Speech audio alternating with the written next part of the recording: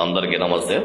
చేతబడితో మరణం శాశ్వత పరిష్కారం లభిస్తుంది.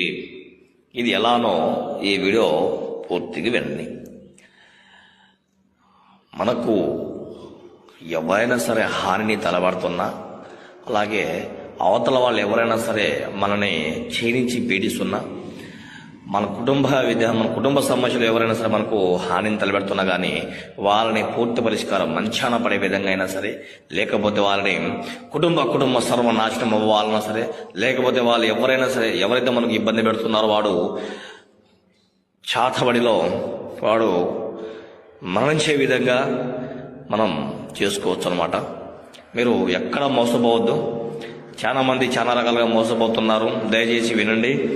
ఎక్కడ మోసపోయి డబ్బు ఇచ్చేసుకోవద్దండి. మీరు కష్టపడిన సొమ్ముతో దాన్ని ఖచ్చితంగా